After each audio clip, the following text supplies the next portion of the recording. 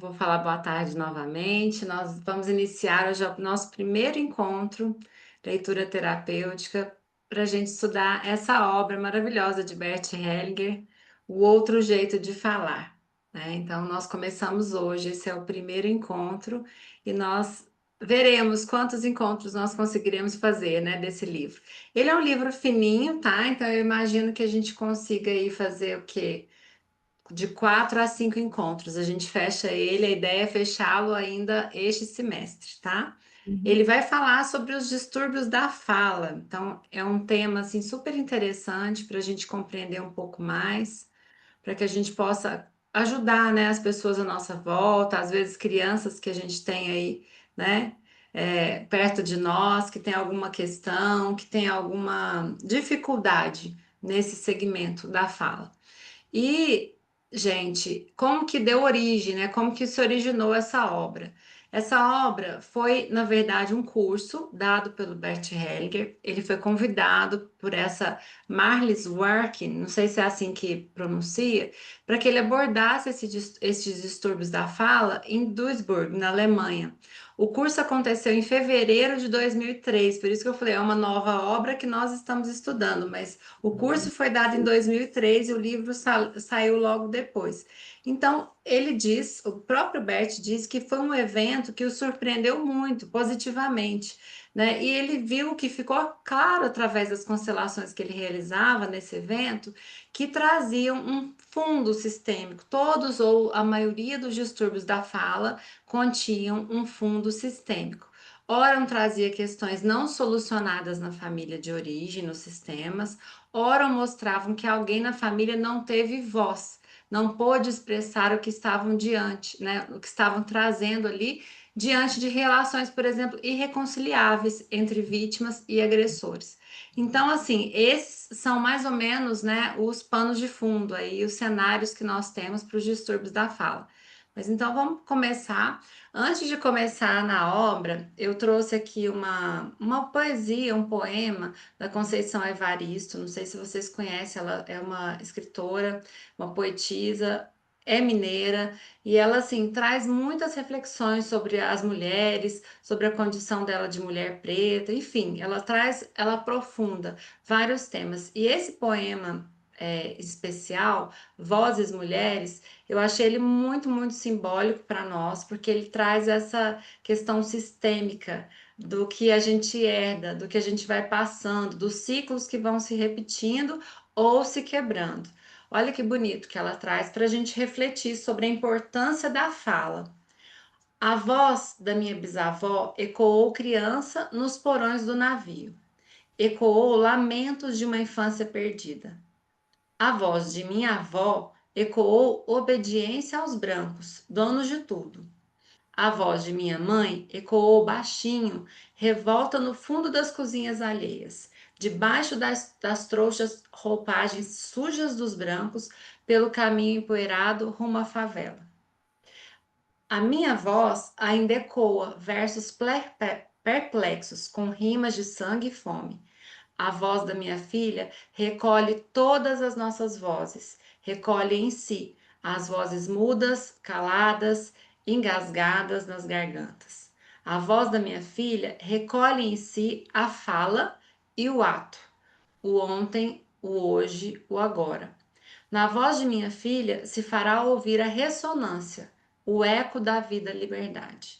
Então, esse poema, ele é maravilhoso porque ele mostra a questão ancestral, o que vai passando de mãe para filha aí ao longo dos anos do nosso sistema familiar. Olha só, né? Ela começa com a bisavó. O quanto a bisavó, a voz da bisavó era assim, né? Ecoava no porão do navio, sendo trazido lá da África para ser escravizado no Brasil. Então, ela praticamente não teve voz. E já a avó dela já tinha uma certa liberdade em relação à bisavó, mas continuava ecoando obediência aos brancos, que eram donos de tudo. Já nasceu escravizada aqui. Depois a mãe, né? Então, olha que bonito. A mãe já estava nas cozinhas alheias, debaixo das trouxas de roupa. Ela fala também que ela tem que trazer isso à tona através da voz dela, ela consegue agora honrar, né, todas essas mulheres que foram mulheres fortes, mas que tiveram às vezes essa voz cerceada, não puderam dizer o que gostariam, não podiam expressar, não puderam expressar seus sentimentos, e ela traz, né, olha que bonito, né, nessa configuração agora na voz da filha, essa filha que na verdade traz as vozes de todas elas que vieram antes e que agora, né, tomara que ela possa ecoar a vida liberdade. Então, olha que bonito, pensando aí no nosso sistema familiar agora, de cada uma de vocês, pensando na bisavó, nas bisavós, né, paternas, maternas, nas avós, nas mães, e em vocês, né, em nós que estamos aqui nessa geração, o que é que a gente pode falar, dizer, expressar que antes não podia? Como é que a gente pode usar a nossa voz para quebrar ciclos de dor, quebrar essas repetições que nos amarram, né, que nos cerceiam, para que a gente possa realmente ecoar gritos aí, vozes de liberdade, não gritos, né, mas vozes de liberdade. Então eu achei muito simbólico esse poema e como é mulher, né, fala de mulheres e nós estamos sempre aqui reunidas entre mulheres, eu acho que é importante que a gente pense no nosso papel social dentro da família, através das expressões que a gente consegue levar adiante através das nossas vozes, né? E aí, aqui na parte introdutória do livro, né, assim, ele vai trazendo alguns pontos interessantes, falando o seguinte, que a gagueira frequentemente apresenta um fundo sistêmico similar ao da esquizofrenia. Vocês lembram quando a gente estudou a esquizofrenia em outras obras, que ele falava que geralmente a esquizofrenia estava relacionada quando uma pessoa se identificava tanto com a vítima, a energia da vítima, quanto com a energia do agressor. Então era como se ela ficasse dividida, ela não pudesse caminhar de uma forma una. E a mesma coisa acontece, ele percebeu com os transtornos da fala, especialmente a gagueira. E ele trouxe esse pano de fundo semelhante à da esquizofrenia.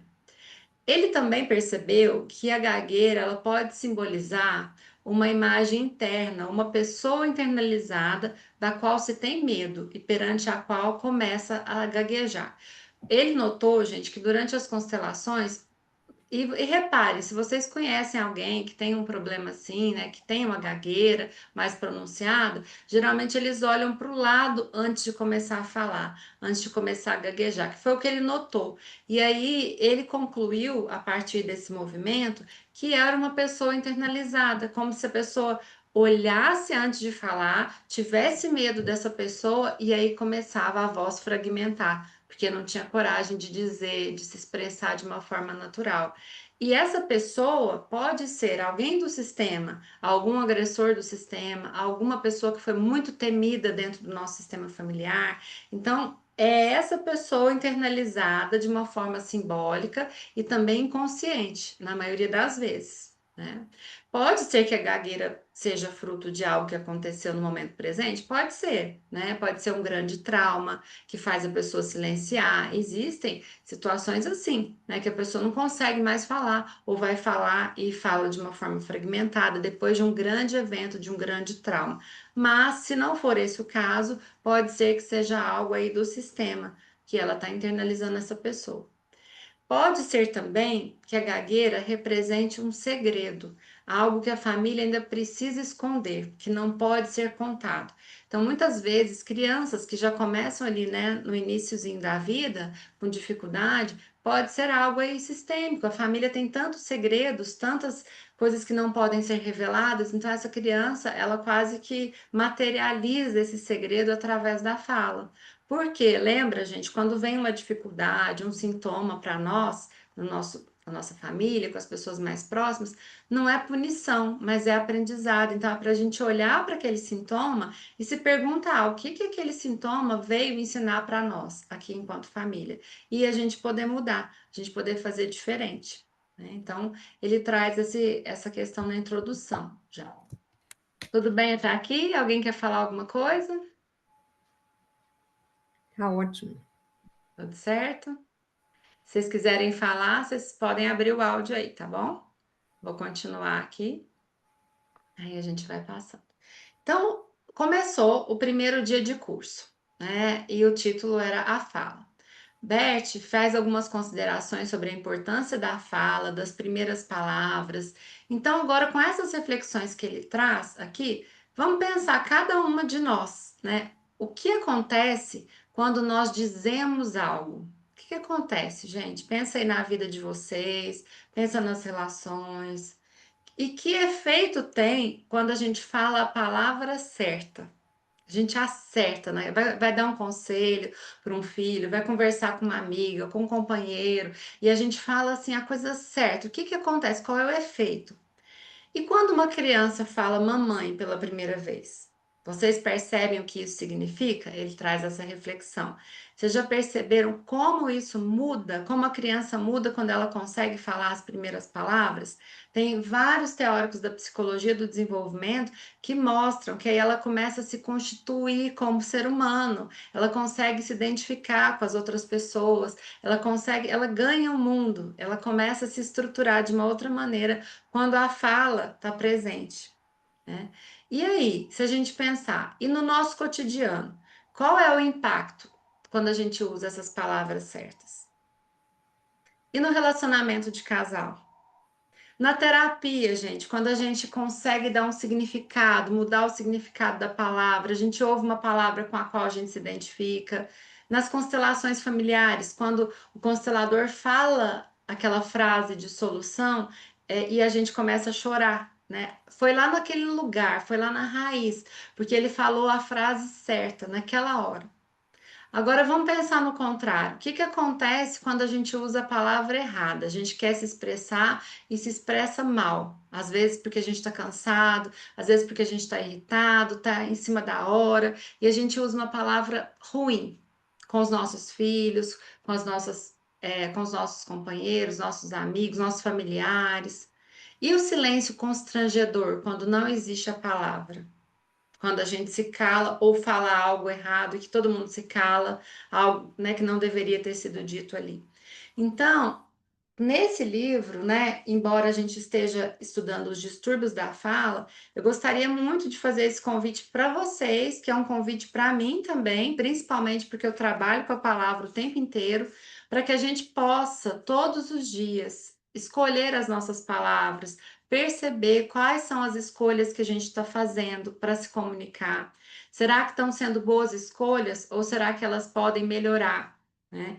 Tem uma parte na psicologia que a gente trabalha muito, que é a comunicação não violenta. Ela nem é da psicologia, ela é uma teoria que serve para quem está na escola, serve para professores, para todo mundo, gente. Comunicação não violenta.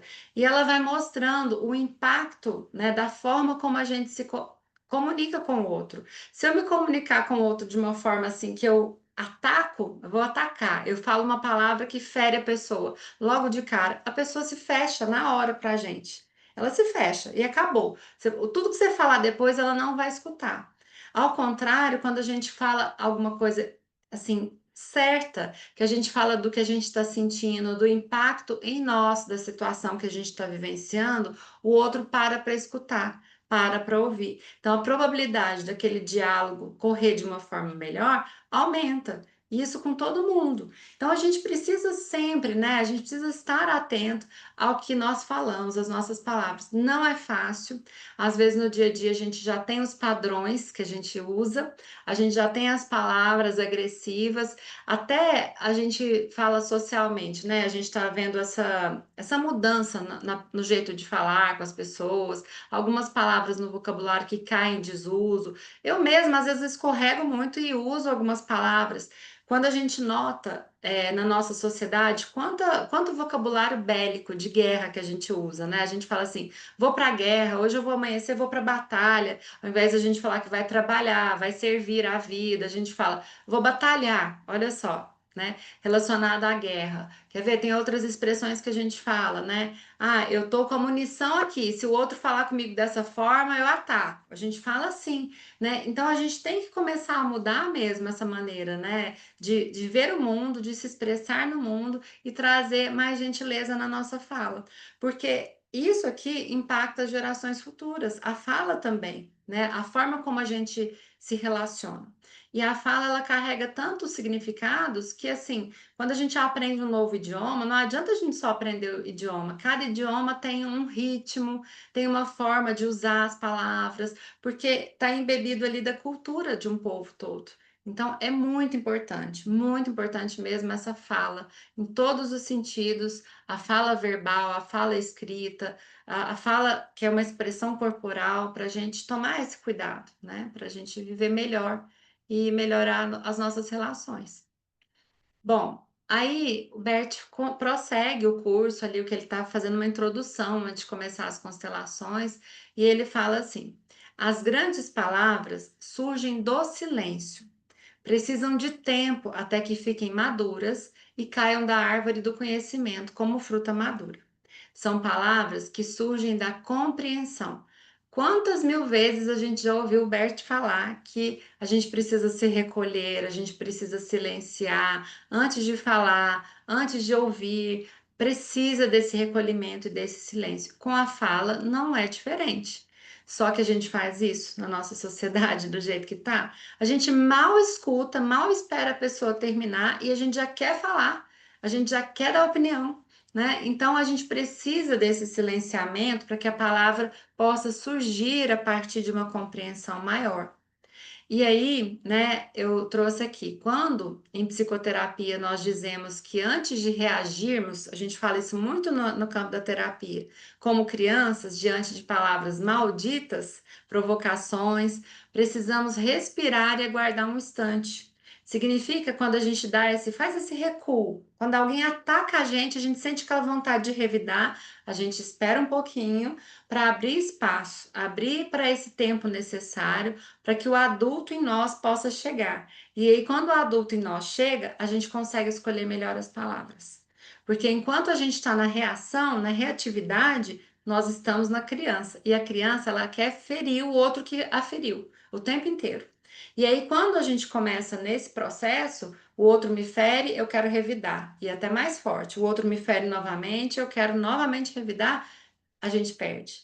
Então, sempre que a gente sentir esse impulso de responder na hora, de atacar o outro, de lacrar, que os meninos estão usando hoje, né? Essa lacração, que é mais ou menos isso assim também, a gente precisa respirar, né? Respirar, aguardar. Às vezes a gente não precisa nem responder na hora, pode conversar no dia seguinte, pode conversar no outro momento.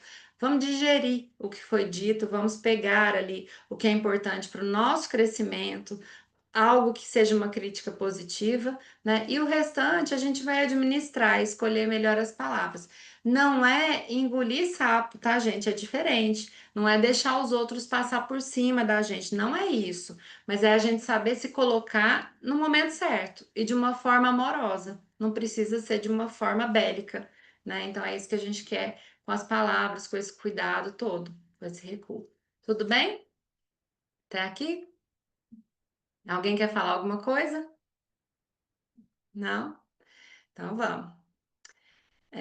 Bom, ele também continuou, né?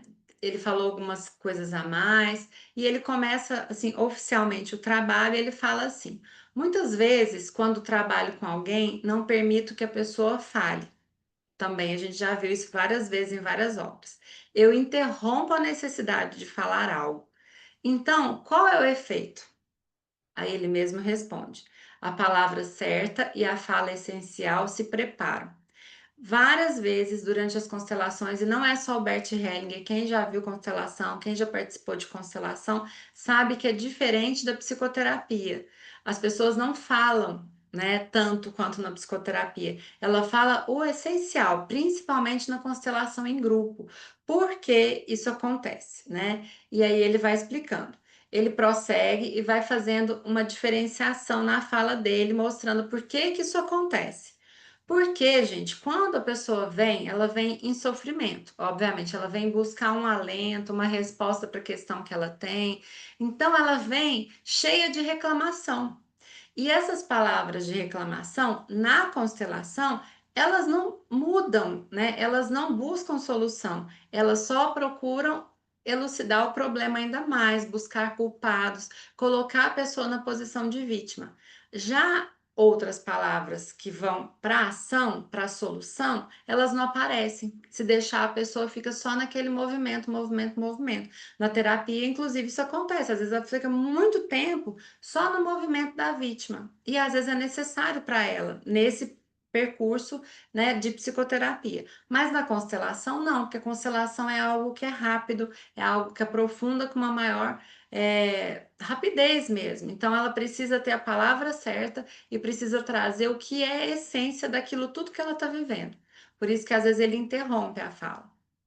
Então, a primeira pessoa chegou. A participante falou para ele, se aproximou e ele pergunta. Ele sempre olha, tá? Eu acho que eu já deixei alguns vídeos para vocês lá no grupo, mas vocês podem procurar na internet também. Ele vai olhando para a pessoa, às vezes ele não fala nada, porque ele fala que ele precisa entrar em sintonia com a alma daquela pessoa. E para dar tempo também da pessoa entrar em sintonia com a alma dele e com a questão que ela gostaria de trabalhar. E essa participante, depois que ela fez esse processo todo, né, ela fala para ele: Eu gostaria de encontrar o lugar certo. Olha a frase que ele falou, que ela falou. E aí ele volta, olha para ela demoradamente, resolve colocar uma representante para ela e uma representante para a mãe dela. Colocou lá no grupo. A representante da mãe estende os braços para a filha, para a representante da filha. A representante da filha não vai em direção à mãe. Bert pega ela pelo braço, tenta até levar um pouco mais, ela se recusa. Ela para e a mãe ali de braço estendido para ela. Então, ao perceber que a cliente ainda não estava pronta, ele interrompeu o trabalho e falou que concorda com o distúrbio da fala dela, porque a participante tinha um distúrbio da fala, em respeito à mãe e diz: existe apenas um lugar certo. O lugar certo é com a mãe. Então, quando ele percebeu que ela queria uma solução, mas que solução será que ela queria, né? Uma solução milagrosa. Mas quando aparece a solução, a mãe está de braços abertos para ela, a representante da mãe. A representante dela não quer ir em direção à mãe. Ela ainda está cheia de mágoa, cheia de barreira. Mesmo auxiliada por ele, ela resiste. Então, ela não está pronta para obter a solução da questão. Por isso, ele interrompeu ali, falou: não, né? Você não está pronta. E nesse livro está acontecendo uma coisa, nesse curso, né? Acontece, em outros também já aconteceram. Mas esse eu acho que tá até mais. Ele interrompe, mas depois ele dá oportunidade, porque como era mais de um dia de curso, né? Ele interrompeu ali, às vezes a pessoa chega assim, mas com isso que ele já moveu, né? Algo vai acontecendo dentro da pessoa. E pode ser que ela se abra mais num segundo dia, depois, no final do dia. Então ele interrompe, mas ele não fala, você não pode participar mais. Ele só interrompe e sabe que já fez um trabalho ali, que já aconteceu algo dentro. E aí ele passa, né, a falar sobre essa ajuda sistêmica. O segundo cliente deseja constelar a filha, mas a mãe se recusa a enxergar. Então, ó, teve uma segunda constelação depois dessa primeira. Quem veio foi o pai. Falou: Eu quero constelar minha filha que tem um distúrbio de fala. Aí ele até fala: minha esposa, a mãe dela tá ali na plateia, né? E o Bert chama a mãe para junto. Ah, então vem. Por que que a mãe tava na plateia, o pai tava aqui, né? E aí, beleza, ela chegou perto. Só que foi a mesma coisa. Colocou a filha, colocou a mãe e percebeu que a questão era com a mãe nesse caso. E a mãe falou que não queria, não era isso, não era a solução, ela não via daquela forma, que ela tinha que mudar, né? E aí ela se recusou a enxergar a solução também. Ele fez a mesma coisa, ele interrompeu o trabalho de novo na segunda constelação e falou o seguinte: aqui ganhamos outro conhecimento importante sobre os distúrbios da fala. Não é possível ajudar a criança quando a pessoa pela qual a criança faz isso se recusa. Olha que importante, né? Então, se a mãe, né, a criança geralmente, a gente já falou sobre isso, ama profundamente a mãe. Então, quais são as frases internas que ela fala pela mãe? Sem consciência, né, gente? Isso é bem abaixo, bem no inconsciente, assim, mãe, eu morro por você. Mãe, eu adoeço por você. Mãe, eu deixo de falar, ou eu guardo esse segredo por você.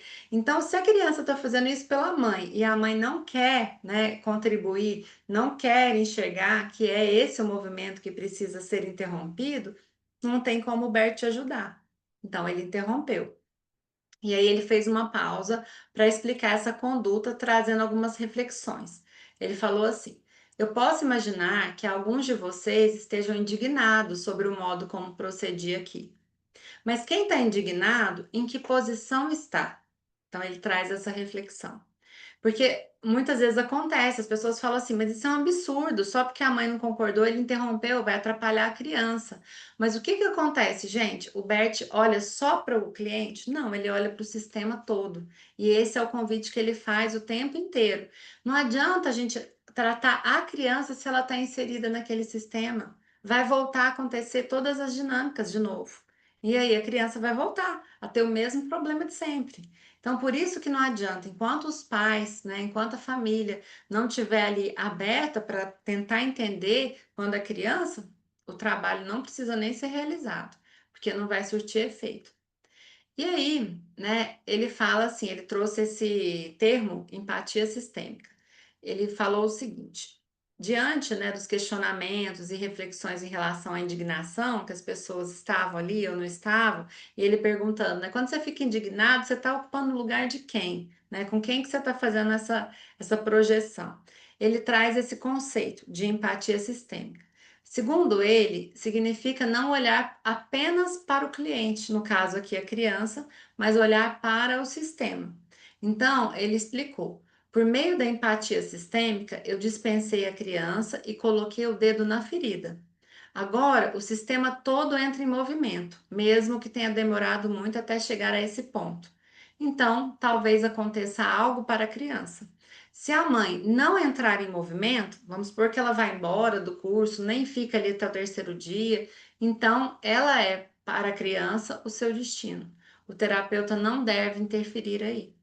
Então, é a mesma coisa que acontece em terapia, e se vocês conhecem ou conversaram já com psicólogas que atendem criança, elas têm muita dificuldade. Eu não atendo criança, no início eu atendi adolescente, mas até com os adolescentes, às vezes a gente tem que conversar, às vezes não, a gente tem que conversar com os pais, e muitos pais são resistentes.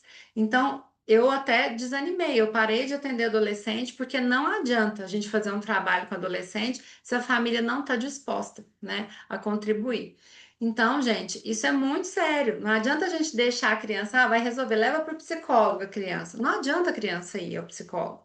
Precisa ir todo mundo, precisa entender o que está fazendo a criança ter aquele sintoma para que ela possa melhorar, para que ela possa liberar ali. E o Bert faz isso. Né? Então as pessoas às vezes não entendem, querem que ele faça o papel de quê? De pai e mãe ali, né? De carregar no colo, de cuidar da criança e ignorar que ela tem pais ali. Ele não pode inverter a hierarquia, ele não pode passar por cima dos pais, o que os pais fazem, do que os pais querem. Então ele tem que respeitar, né? E aí essa família vai ser o destino dessa criança. Não vai ter como fazer nada por ela, né? Sozinha, de forma isolada. A outra, né, a outra constelação que foi feita, então vocês viram que começou assim, né, bem, né, o curso dele, cheio de interrupção, toda hora interrompia, porque as pessoas estavam ali com muita dificuldade de soltar, de, né, se entregarem ali ao processo. Então, esse movimento do sim foi feito com uma cliente, né, dele, e tem alguns pontos interessantes. Então, era uma cliente na terceira idade, que ele relata aqui, com uma pulseira muito pesada. Então é uma pulseira grossa, pesada. E aí Bert olha muito para ela, né? Fica naquela sintonia, ela olha para ele e ele fala assim: "Parece que você tá acorrentada, né? Por causa da pulseira". E aí ela, né, fica emocionada e fala assim: "Tô mesmo, é isso mesmo". E disse que o tema dela é a armadura, que ela queria tirar essa armadura. E aí o Bert vai trazendo esse movimento, quase que silêncio, silêncio sem conversar muito, e o movimento vai acontecendo, ela vai ficando emocionada, mas chega um ponto que ela não consegue dizer sim, porque aí ele fala para ela: diga sim a partir daqui. O que que é o sim que ele fala, gente? É a concordância com aquilo que a gente não pode modificar. Às vezes a gente tem um passado, uma família, pais, vivências traumáticas, mas a gente tem que falar o sim para esse passado. Por quê? Porque não tem como modificar. Então, enquanto eu não concordo que eu vim dessa família, que eu tive esses traumas, que eu vivenciei coisas muito negativas, eu não consigo força para sair, para mudar. E essa cliente, tanto que o tema dela era armadura e ela se sentia acorrentada, ela não conseguiu se libertar nessa primeira constelação aqui. Ele novamente interrompe porque ele percebe que o movimento começou a acontecer, foi parcial e ela chorava muito, ela não conseguia. Então ele deu uma pausa, falou: "Eu vou te dar uma pausa, vou te dar um tempo para esse movimento começar a reverberar e vou atender outra pessoa." Então, olha como estava difícil esse curso, hein? O tanto que traz, né, que os distúrbios da fala trazem coisas que são antigas, arcaicas e que às vezes são muito duras mesmo de entrar em contato na realidade agora atual. Então, ele fala mais uma coisa assim nesse título, né? A solução, e a solução exige ação. Ele sempre vai falar isso, né, gente? Em todas as obras, ele já começa falando assim: eu não procuro uma solução, eu deixo a solução entregue aos movimentos da alma, apenas coloco algo em movimento. Então, a constelação, nenhum constelador, um bom constelador, ele jamais deve ir com a intenção de encontrar uma solução, né, de fazer algo pelo cliente, mas sim de deixar que a constelação aconteça e que os movimentos da alma façam isso, né, que os movimentos da alma se manifestem ali, seja no grupo, seja através dos bonecos, quando a gente faz com bonecos, no solo, na água, mas o movimento tem que ser livre, ele tem que acontecer. E eu sempre falo, né, gente, assim, eu faço constelação já tem tempo, já tem o quê? Uns 4 anos que eu trabalho com constelação mesmo. E assim, eu sempre me surpreendo. Os movimentos são incríveis, vai parar num lugar que a gente nem imagina, mas a gente precisa deixar o movimento acontecer, né? Tem pessoas que não conseguem deixar o movimento acontecer, querem manipular, querem controlar, por medo mesmo, né? E quando a gente deixa, é maravilhoso, a gente chega em profundidade nas questões. Então, ele vai explicando ali que se deve parar o movimento sistêmico nas constelações, né, nos exercícios, quando a energia começa a diminuir, quando ele percebe que se for para frente vai impedir a solução, né? É demais para o cliente naquela hora. Então, nesse momento que a energia está alta, ele interrompe, porque aí o movimento continua acontecendo dentro da pessoa, mesmo que foi interrompido ali no trabalho. E aqui, né, aí veio uma cliente no final e falou para ele, sofrer é mais fácil. Aí ele falou, sim, aqui nós podemos ver bem que sofrer é mais fácil, porque no sofrimento não é preciso agir. Essa é a diferença em relação à solução. Toda solução exige uma ação, e a solução exige, sobretudo, a despedida da inocência infantil. Gente, olha essas frases, olha esse trecho aqui dele, o tanto que é importante para a gente lembrar, né, disso aí. Sofrer é mais fácil. Às vezes a gente fala assim, que é isso? Que absurdo. Eu tô sofrendo demais, né? Tá muito ruim sofrer assim. Mas é mais fácil, porque a gente fica na vítima, a gente fica não dou conta, as pessoas ficam com dó, vêm atrás da gente, cuida da gente, dá solução, dá comida, dá conforto, né? Então, a gente ficar nesse lugar, por mais difícil que seja, é mais fácil. Porque se eu saio desse lugar, aí eu preciso ter uma ação, eu preciso fazer algo. Então, exige essa despedida da inocência. Eu tenho que sair da vítima. Eu tenho que saber que para movimentar, para eu ter resultados diferentes, eu preciso agir de forma diferente. Meu caminho não pode ser o mesmo. Se eu acordo todo dia e faço a mesma coisa e estou tendo os mesmos resultados, eu preciso mudar o que eu faço desde a hora que eu acordo até a hora que eu vou dormir, porque eu vou ter resultados diferentes. Mas isso dá trabalho, né? É difícil. Então, às vezes, a gente opta pelo caminho mais fácil, o caminho da dor, o caminho do sofrimento, porque esse, às vezes, a gente é cuidado, a gente é carregado, a gente tem muito mais amigos no caminho da dor do que no caminho da busca por solução. Às vezes você está buscando uma solução, as pessoas falam assim: ai, não, isso é muito difícil. Ah, mas você vai fazer isso? Você não tem vergonha? Não, mas você vai trabalhar dessa forma? Nossa, mas você vai falar não para fulano? Então, às vezes a gente está buscando uma solução e tem várias pessoas contra. Mas se a gente ficar chorando, ficar na dor, a gente encontra plateia, a gente encontra grupo inteiro para ficar ao nosso lado, né? E ele traz aqui a questão da interrupção, até coloquei uma interrogação, interrupção, né? Porque ele fala sobre esse processo, que não é bem uma interrupção, mas sim uma intervenção. Então, a participante, uma delas, até questiona se foi mesmo uma interrupção ou uma intervenção, que significa, que simboliza o início de uma mudança. E ele responde, porque ela foi percebendo, nossa, todas as constelações aqui foi acontecendo, a interrupção, aconteceu de novo. E ele fala assim: a interrupção é apenas a superfície, foi algo que encaminhou para uma mudança. Então, vocês já viram quando a gente às vezes vai em algum médico, ou então na terapia, né? Sempre, ou então conversando com alguém, a mãe da gente, que às vezes a gente não quer ouvir o que a mãe tem para falar, ou com uma amiga que é muito íntima, e às vezes a pessoa fala, na hora a gente não concorda com aquilo, a gente fica muito brava, às vezes a gente nem responde, né? E vamos falar, vamos embora, tchau, depois a gente conversa. Eu desligo o telefone, mas aquela frase que a pessoa falou fica ecoando dentro da gente, e a gente vai amadurecendo o que ela falou. É a mesma coisa dessa interrupção que ele fala. Não é uma interrupção, é o início de um movimento. A interrupção, essa desligar o telefone, não falar que não quer ouvir, isso é só superfície. Depois vai começar a brotar uma sementinha lá dentro e a gente vai poder olhar para essa questão que nos, né, nos doeu tanto, nos tocou de um jeito ruim até às vezes, que fez com que a gente corresse, fosse embora daquela situação. E aí, por fim, né, para a gente terminar essa parte, a gente terminou aqui, gente. Eu nem fui falando das páginas hoje, né? Deixa eu ver aqui onde que a gente termina aqui na página 24, nessa parte aqui, que fala sobre o por favor, né? Essa expressão. E ele fala como o por favor nos torna humanos. Foi mais uma constelação aqui. Bert recebeu uma participante que gaguejava muito e ele fez uma intervenção silenciosa. Sempre que ela tentava dizer algo, porque ela estava muito nervosa, ela estava muito emocionada, ele pedia para ela se voltar para dentro dela e sentir a questão profundamente, né? Profundamente dentro dela. E ela tentava de novo e ele falava: calma, não precisa responder nada. E no decorrer do exercício, ele perguntou se ela tinha medo de algo. Ela falou que sim, muito trêmula, chorando também. E ele fez a pergunta: em quais situações na infância você ficava mais nervosa? Mas falou para ela, sem responder, só para você.